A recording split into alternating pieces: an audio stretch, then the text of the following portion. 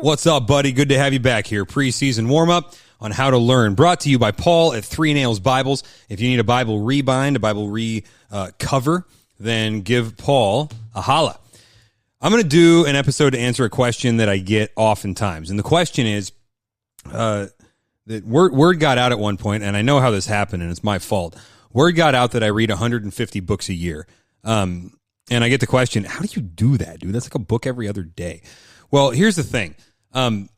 My people have a lot of trust in me at church, and and maybe they shouldn't. Maybe it's not all, like, strictly speaking, warranted.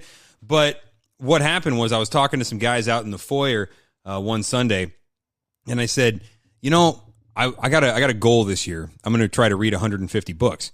And if I can do that, I want to see if I can make it sustainable, read 150 books every year.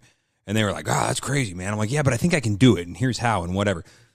So anyway, we were talking, and other people had heard that, and, you know, so word kind of got around a few people that, like, our pastor reads 150 books a year. Here's the thing. That's not really true, right? Like, fact check, false. First off, that was before I started getting really heavy into language learning and stuff like that, so there's no way, you know, that I could even manage to attempt that right now. But even back then, I ran into some problems. And the problems were not that it was too much, right? You always make room for what's important. And I could have shifted other things around. I would have had to let some of my responsibilities slip. But technically, it would be possible to read 150 books a year. The problem I ran into was, like, can you define the word read, you know? And furthermore, can you define the word book, right? So I realized that the devil was in the details with this plan, because, like, I'm preaching through Luke right now. And I've been in Luke for a long time, you know, so I've got these commentaries that I've been reading. I've been in Luke for over 2 years. So I've got these commentaries that I'm reading, and I've been reading these same books for 2 years because I'm reading them slowly and in a detailed manner and methodically, and I'm marking in them, and I'm underlining stuff, and I'm drawing lines and circles and whatever. So that doesn't, you know, does that count as reading a book? Well, no, but if I'm reading 50 pages in one of these commentaries in a day, or 20 in that one, or whatever, I mean, I'm still putting in that amount of time reading, but it doesn't count towards my goal. So I'm like, well, that's not fair at all. I'm doing the reading. I'm just not completing a book, and now I'm failing to meet my own standard. So there's that. And then there's the question of, like, well, at what point can you say you read the book? Because as I've said on another, you know, episode of How to Learn, it's like you don't read every word. There's no scenario where I would read every word of a theology book. Well, I don't know.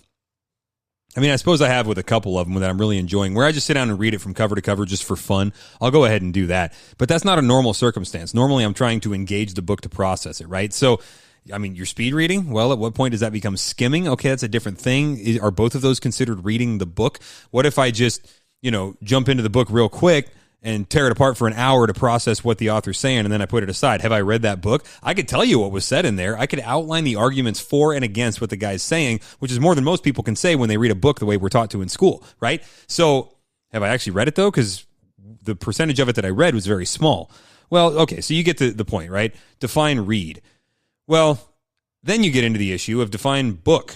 You know, so I got audiobooks, I got book summaries, I got, you know, book reviews. I got all of these things. There's various other sorts of reading that I do that's not books. You know, you got blogs, you got whatever. So if the amount of reading is what you're after, then defining it in terms of reading a book and trying to quantify that wound up being relatively impossible. So, false, I do not read 150 books a year. However, I will tell you how I read a ton of books every year, by whatever definition of book and read you want to, because a lot of times that does equal 150, right?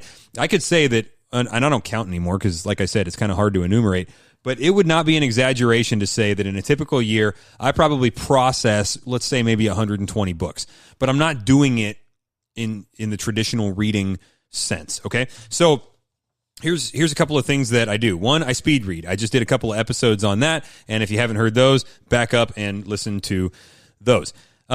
Also, I do the speed reading, I do the skimming stuff, and then I engage other forms of books. I just mentioned a couple of them. I have an account at audible.com. By the way, from what I'm hearing, oh no, this is just popping into my head. There's a service that I was told about through the library. I forget what it's called. Anyway, your library has an audiobook service that's actually free, which begs the question, why am I paying for an Audible account? Other than the fact that, Amazon and Audible, they have their hooks into me now, and if I let that account go, then all of those hundreds of books that I've got go with it, and I like to re-listen to them. So, they got me. I don't know what to tell you. But you can do this for free and just check out books, listen to them, and then return them, and you don't have them anymore, but you can go recheck them out. So audiobooks are huge, man. You can speed it up, right? You can do with some authors or some performers, the way they read the book, it's so slow that you can do it on double speed. It's pretty common for me to do 1.5 speed. I kind of hang out there most of the time, and you just tear into it, right? You can spend the same amount of time listening to people read books live, which is kind of cool because then you get the performance art into it, and it kind of makes it come alive a little bit. So audiobooks are huge, man. The Audible plan that I have is one audiobook a month, and then usually, sometime throughout the year, I'll buy an extra one here and there.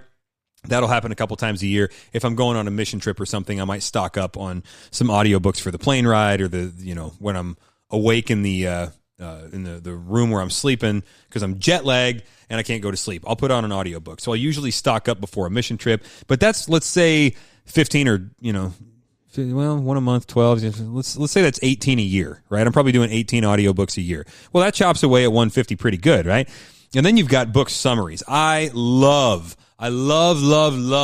my book summary services, right? And that's the thing is I heard Tim Keller say it once. He says, I don't read nearly as many books as you think I do because he's interacting with the books in other ways, And so I've got Blinkist and I've got AccelerateBooks.com, and I got memberships at both of these things. Now, the AccelerateBooks.com, I scored on that one because they were just getting launched, and I bought a lifetime membership right up front for a one-time fee. So, boom! Thank you very much.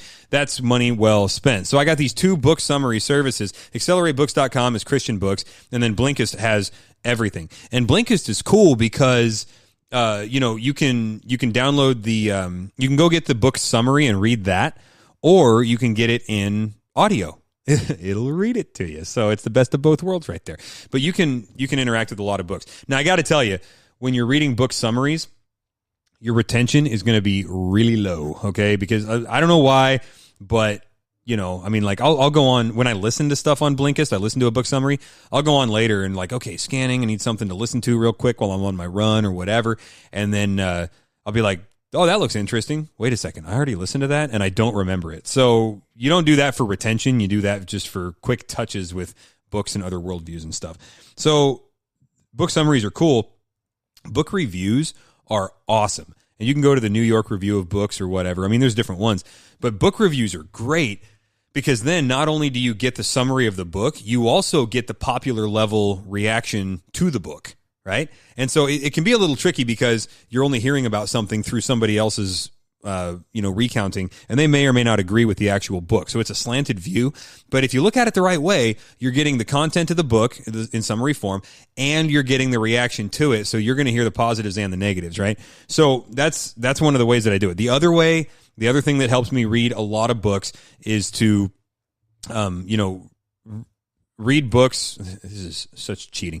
Read books by authors that I've read before, so this kind of has you going back to the same well and stuff like that. But honestly, people tend to repeat themselves in some measure, right? Especially with nonfiction. And so you can kind of say okay, I'm reading a book by D.A. Carson. Well, it's going to be a great book. I know that right off the bat. I know it's going to be worthwhile. And I know that he's going to, he's going to have certain positions on certain things. And so I can kind of, skip those chapters or something. Now, it'll be good and worth the read because it's Carson and Carson rocks, but, maybe that's not the best use of my time. So I'll go ahead and skip that chapter in The God Who Was There or something like that because I know where he's come from on that because I've heard him preach a sermon about it or I read another book regarding it or something, So had a thought, vanished live on microphone. It's gone. My thought just went over to the other microphone and is not saying much. So that's another way that I do it is I read books from authors that I have read before. So to review, don't think about how many books you read. Nobody cares. And by the way, if you actually, this is a cruel irony. If you hit your mark, if you're like, I'm going to read 100 books this year, and you hit your mark, the only people that are going to care about that are people who are equally capable of doing it and equally neurotic to set themselves a goal. So the only people that are going to care, the only people that are going to understand are the people that won't care, right? And then you wind up just kind of like in this self-congratulatory loop, which is prideful and doesn't help anybody. So forget about how many books you read. Instead, process a lot of books, interact with a lot of books, and get them from many different sources. We'll see you on the next one.